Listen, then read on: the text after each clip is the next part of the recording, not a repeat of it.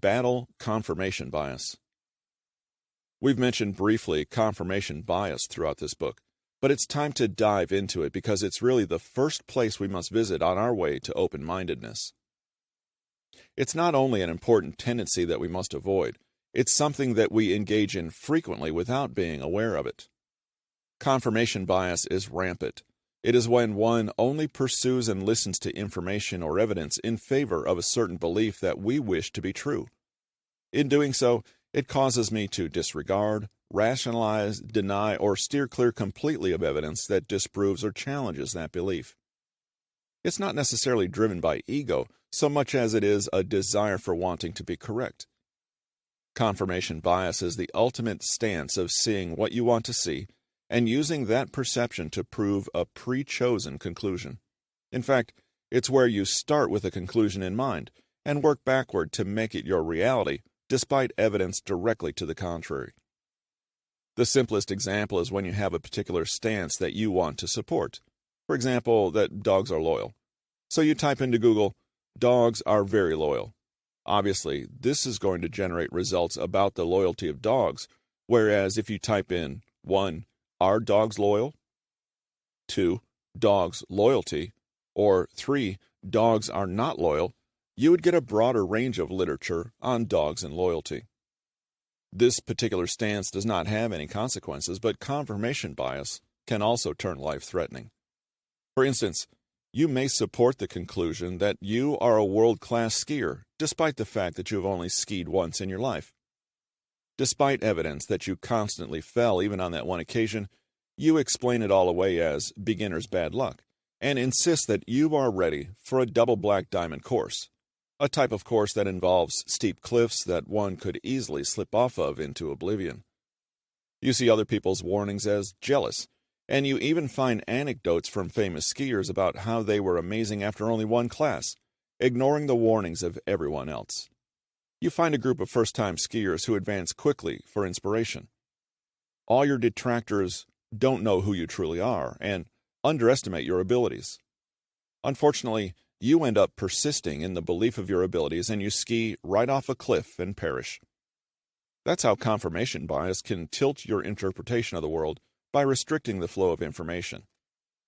If you want to believe an opinion, then you'll feverishly seek out sources that will buttress your belief, even if it's false. And you'll ignore, "No, I didn't see that." Deny, "No, I refuse to believe that." Or rationalize, "No, it's different here. I'm different." Sources that counteract or disprove your feelings, even if they're true. It tends to lock us up in an echo chamber where we only listen to a small number of the same voices and a narrow range of opinions, all of them in support of our view. For all intents and purposes, this is your world and reality. This is the majority view that seems to be the truth. With so many people around you anyway, saying the same thing, how could you go wrong? Though death by skiing is a fascinating phenomenon, an everyday example can help illustrate this better as to how we do it in our lives. Enter Sally. She's gone on 2 dates with John. After she returned home from the second date, she sent John a picture of a wedding ring that she liked, and also asked for the phone number of John's mother. John is rightfully horrified. But Sally felt that she was simply acting assertively because she had asked 5 of her closest friends, and they all told her to do this. She also searched online and found one source, meant as satire, that told her to do this, while ignoring all the other search results that told her not to be so clingy so quickly. An echo chamber was created around Sally, and it led to a detachment from reality and the situation at hand. Good thing John and Sally met at the date venues and Sally didn't have his address. It's never easy, nor much fun, to be diagnosed with confirmation bias. But once you realize where it's stemming from, it should motivate you to seek a course of action to lessen its impact. Argue against yourself. If you're certain of your opinion, then you should be able to identify the arguments against your opinion. After all, you know exactly what you're ignoring, denying, or rationalizing. The typical sequence of events is that you have your opinion, an opposing argument, and then your confirmatory reaction. What then? Continue that discussion. Make an honest effort to create a back and forth to see the merits and weaknesses of both sides. If you give 100% effort on your own opinion, you must give 100% effort on the opposing opinion.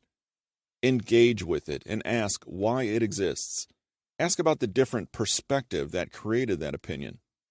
Question the evidence you like as harshly as you'd question the evidence you dislike. Hearing the other side of an argument will give you a much better ability to understand a different position, the different world view or reality, and the factors involved that you never considered. Even if you don't change your opinion, you've opened up a channel that wasn't there before. For example, maybe you're talking to someone who is bitterly opposed to the construction of a new park in your neighborhood that you support. You think a park would substantially increase the livability and comfort of your neighborhood, but your opponent doesn't think it's a good use of money.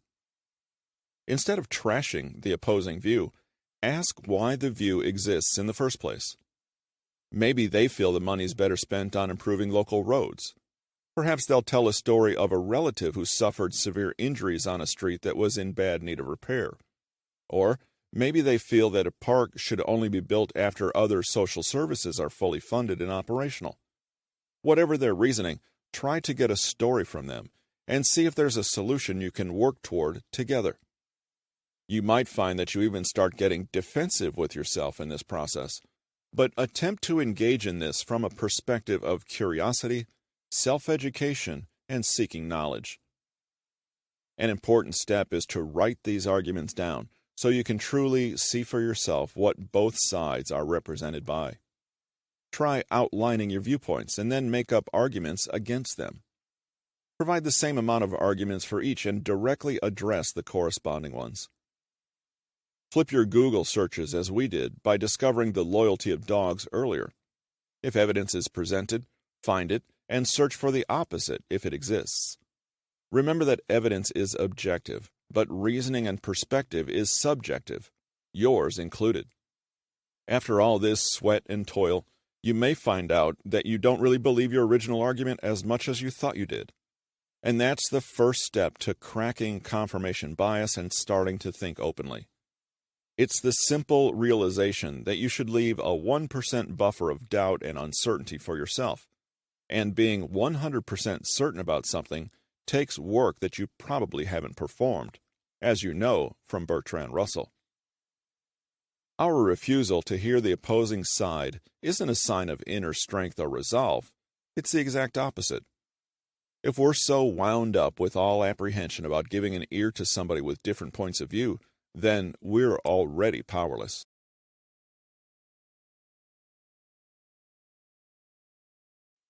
And finally, if you'd like to join the multitude of people that have left us comments and questions regarding the podcast, you can email us at kingpodcast@newtonmg.com or visit bit.ly/pkcomment.